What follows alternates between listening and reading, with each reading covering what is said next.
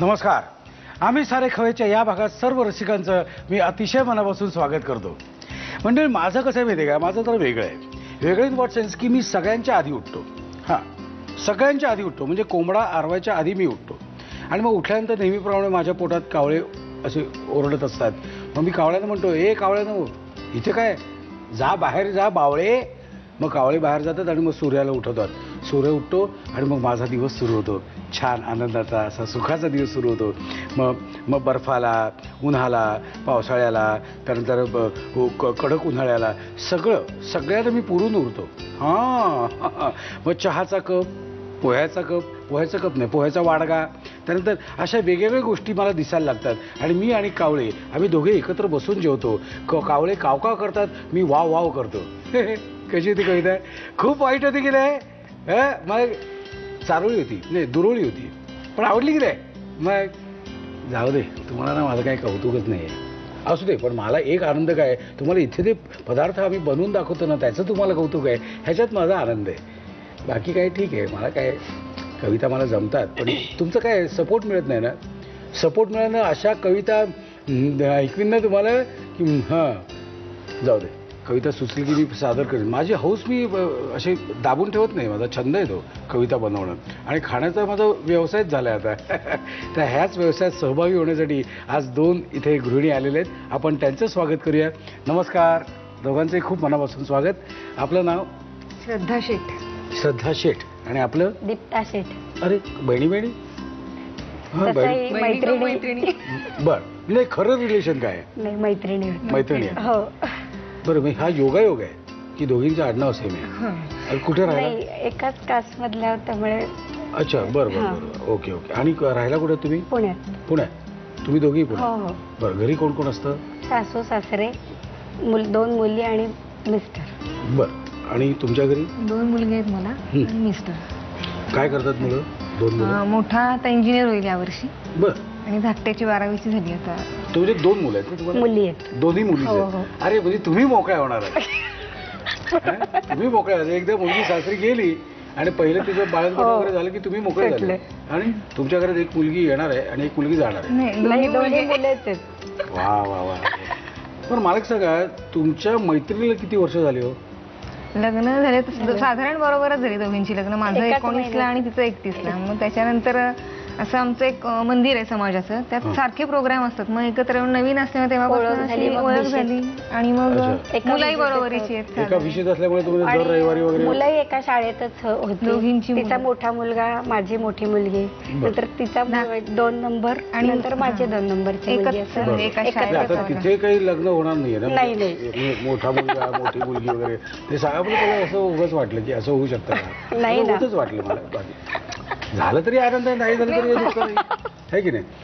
त्याबद्दल आपण डिटेलमध्ये तिकडे बोलूया. पण आज तुम्ही काय बनवणार आहात? पुदिन्याची समस्या. पण हा जो पदार्थ तुम्ही बनवणार आहात हा स्पेशल समाजाचा पदार्थ आहे तुमचा? नाही, तसा नाहीये. माझी महाडची एक मैत्रीण आहे तनुजा म्हणून, तर तिने मला एकदा असं सांगितलं होतं पदार्थ. आणि तुम्ही काय बनवणार आहात? मटकीच्या डाळीची खारीपुरी.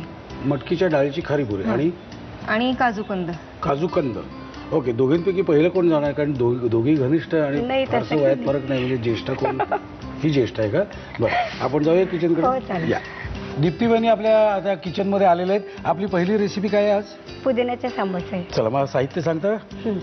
पुदिना, बारीक रवा, मटार, मैदा, बटाटा, लिंबू, तूप, अरारोट, कोथिंबीर, तिखट, हळद, गोडा मसाला, साखर आणि मीठ. ओके, हे साहित्य आहे. पण आता जरा डिटेलमध्ये बघूया आपण. हे वाटण्याचं काय केलं तुम्ही? मटार पाण्यामध्ये उकळत्या पाण्यात जरा 1 मिनिट टाकले. त्यात टाकताना साखर, सोडा, किंचित सोडा आणि मीठ टाकून ते वाफवून घेतले. सोड्याचं काय येतं? किंचित सोड्याने रंग तसाच राहतो. बारीक टीप आहे ही. आणि हे बटाटा आपला नेहमीचा कुस्करून घेतलेला नाही, तर बटाटा कुकरला बिन पाण्याशिवाय शिजवलेले आहेत ते. तो कसा शिजला? ते शिस्त मध्यम आकाराचा बटाटा घ्यायचा आणि तो खायला सुद्धा वेगळा लागतो, म्हणजे गोड लागतो. फक्त वाफेवर शिजला का तो? कुकरमध्ये खाली जे पाणी असतं त्याच्यावर तो शिजलेला आहे, डायरेक्ट पाण्यात नाही टाकलं? नाही. ओके, साहित्य बघितलेलं. आता जाऊया आपण प्रत्यक्ष कृतीकडे. पण हे काय तुम्ही गुंडाळून आणलंय? हे मैदा आहे, त्याच्यामध्ये बारीक रवा आहे आणि तवकीर आहे. तवकिरे म्हणजे तवकीर म्हणजे अरारूट. अच्छा, म्हणजे थोडक्यात 1 2 3 अशा 3 गोष्टी तुम्ही एकत्र आणि केलेल्या. आणि ह्याच्यात काय घातलं लिंबाचा रस आहे, साखर आणि मीठ असं एकत्र करून आपला नेहमीचा आपण पोळ्यांच्या जसा गोळा करतो तसं तसा गोळा करायचं. तयार झालेला आहे. आता मटार सारण बाऊल तयार लागेल ना करायचं. तुम्हाला सारण करायचं म्हणजे. ओके, काय मटार घ्यायचे? हां.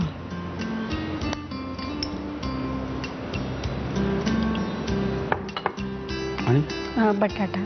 हा पदार्थ महिन्यातून किती वेळा होतो साधारण? नाही, असं कोणी आलं तर मी करते, म्हणजे मला आणि असे पदार्थ करायची आवड आहे. ओके. हां.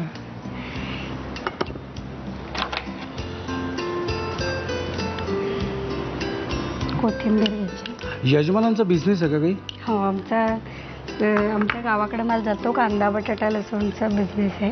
गावाकडून म्हणजे इथून गावाला पाठवतो? कुठे, गुजरातला?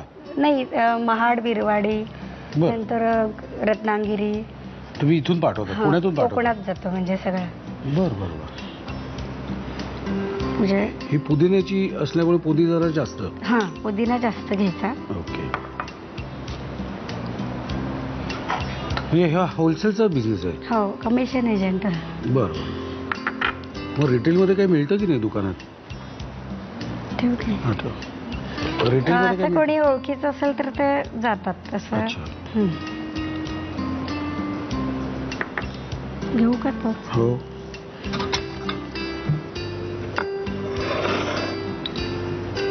मग तुम्ही कधी बसता का दुकानात? नाही, आम्ही ते गुळटेकडीला मार्केट यार्डला आहे. हा, मार्केट यार्ड. त्यामुळे तिथे सगळे जेंट्स लोकच असतात. ओके. आणि अजून काय घालायचं ते? साखर घालायची हो. आणि मीठ.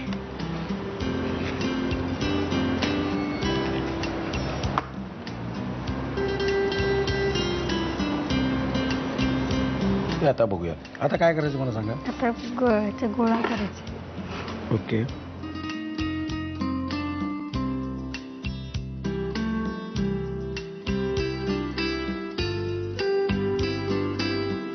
ह्याच्यामध्ये खाली दाणा टाकायचा आधी. दाणा आपला हा. मटारचा ओके. दाणा.